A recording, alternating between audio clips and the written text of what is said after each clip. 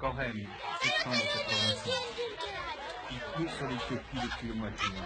La pluie, attendue, espérée depuis 2 ans, transforme le camp en cloaque. 45 000 personnes, poussées par la faim et la misère, se sont entassées ici.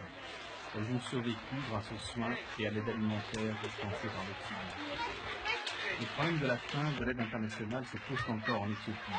Ils sont dépassés aujourd'hui par un autre drame, celui du déplacement massif pour la transhumance forcée des populations.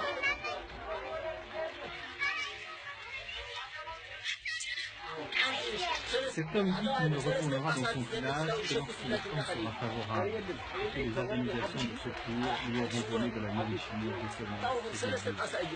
Il est ici depuis une année et pourtant son village n'est qu'à 2 heures de marche.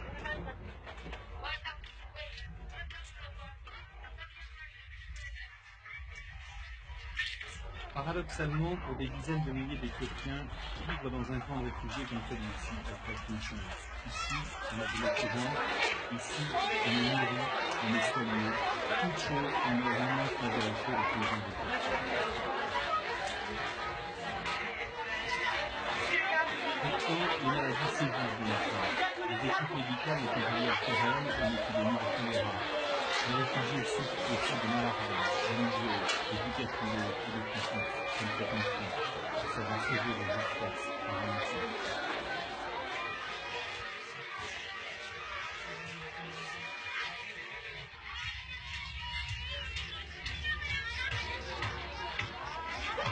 Mais aujourd'hui, les réfugiés sont jetés sur les routes. Il faut vider les tranchées. On renvoie les paysans chez eux, ou bien les autorités éthiopiennes les déplacent par milliers dans les provinces du Sud.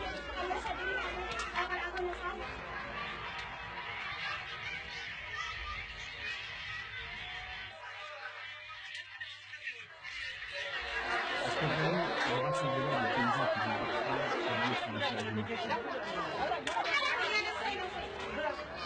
Les gardiens n'hésitent pas à mener les fouets et les bâtons pour faire venir la mer.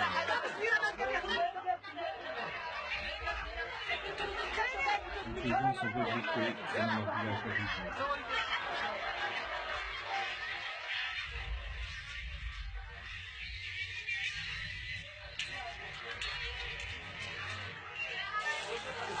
On commence par les débarrasser de leurs fils, par les désinfecter, à grand renfort d'insecticides. Ils vont ensuite subir un examen médical qui les jugera aptes ou non à prendre la route. 2 à 3% d'entre eux seront déclarés trop faibles et devront rester au champ. Chaque adulte qui part reçoit 3 kg de CSN, une poudre de maïs, de soja et de lait, et 15 kg de blé, ration de nourriture pour un mois. Affamés, les enfants profitent de l'aubaine pour se rassurer.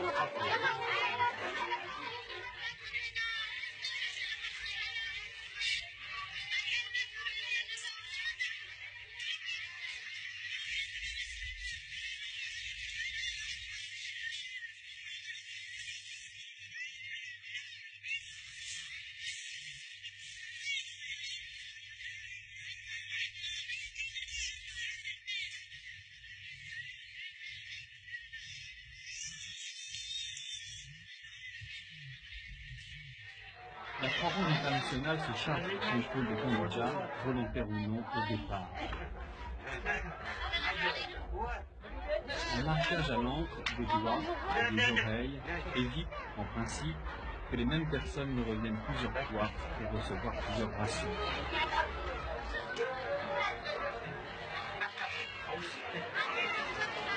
Cette précaution n'empêche pas les trafics, car ce sont les dirigeants des coopératives eux-mêmes qui organisent parfois les détournements. Ils paient les villageois de Corrène pour qu'ils se fassent passer pour des associés.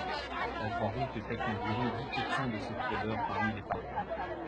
Malgré les contrôles, on retrouve, sans vendre sur les marchés de Corrène à 200 mètres de là, des marchandises détournées la veille. Les autorités nient l'évidence et interdisent de filmer. 13 images ont été tournées à l'insu de mon guide. Une fois dans leur village, ces paysans recevront des graines pour semer. Et beaucoup vont revenir dans quelques jours, errer aux alentours du camp pour tenter de se faire un autre.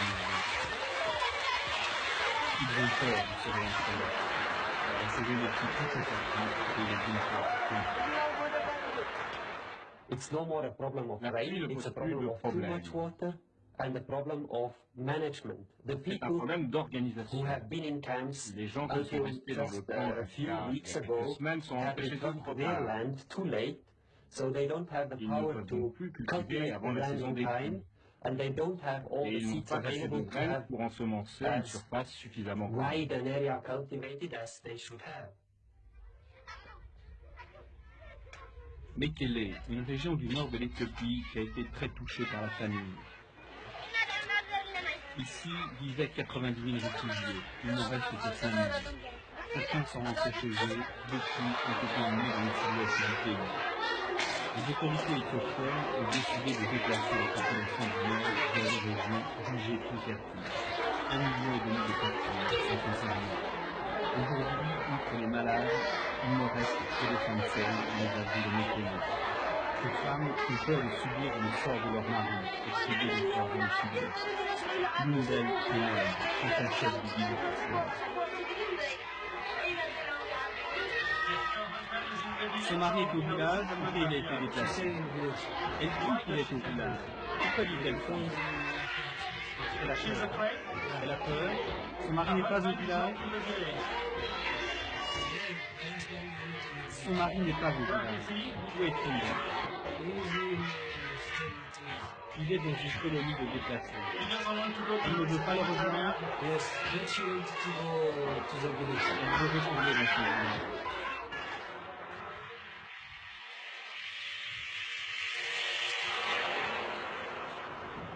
Ces déplacements, redoutés par les paysans, sont de véritables transhumances. Car ces gens-là sont ballottés, transportés comme du bétail. Les plus chanceux sont entassés dans des avions soviétiques, les autres dans des autobus pourris contingents. Pour ces paysans, ils les créent affaiblis, c'est exact d'une nouvelle épreuve. Ils ne comprennent rien à ce qui leur arrive. Ils ne savent même pas où ils vivent. Le guide officiel répond à leur place. Je voulais simplement aller vers une région plus fertile, où que cela soit.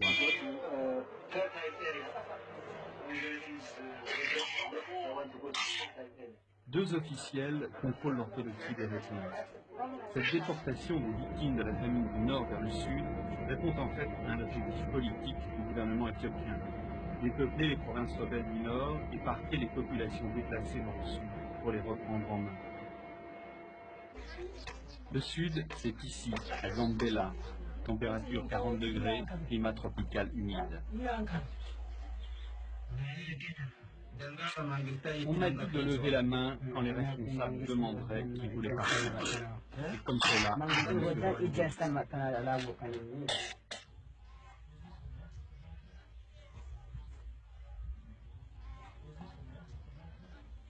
à Gambela, les paysans sont censés trouver une terre meilleure, plus propice à la culture et ne plus jamais avoir de problème.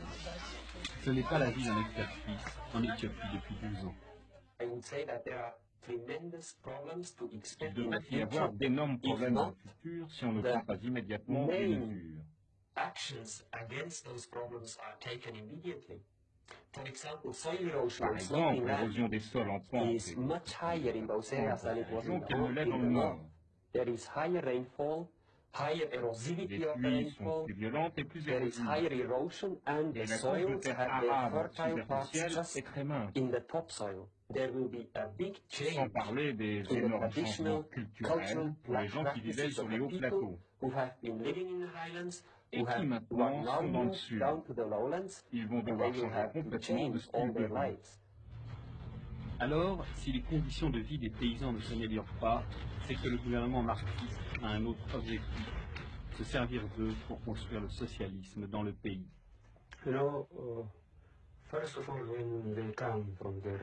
D'abord, quand ils arrivent, on les rassemble par groupe de 500 familles par village.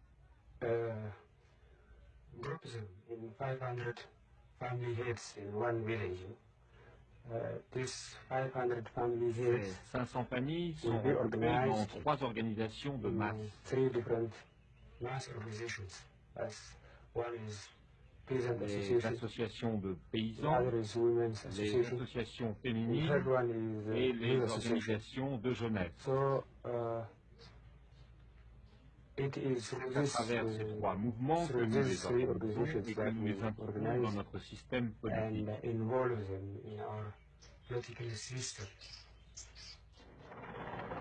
soviétiques mettent leurs hélicoptères et s'invitent sur grand défi. Les gouvernements occidentaux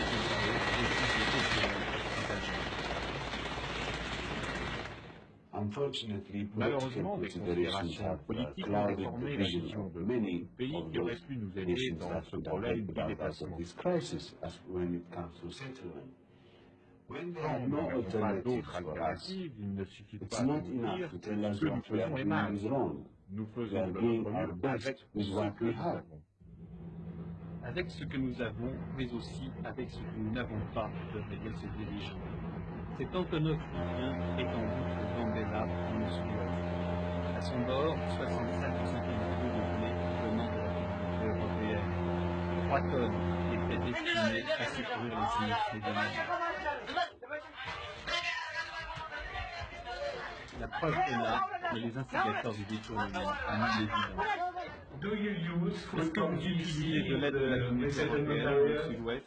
No, we don't use food from the EEC because the EEC pas l'aide de la Communauté européenne dans ces zones car elle nous est pas destinée. Pourtant, dans les hangars de Gambela, les aliments détournés s'entassent, soigneusement répertoriés par un fonctionnaire. Les délégués de la Communauté européenne, jugés par les Éthiopiens, avouent leur impuissance.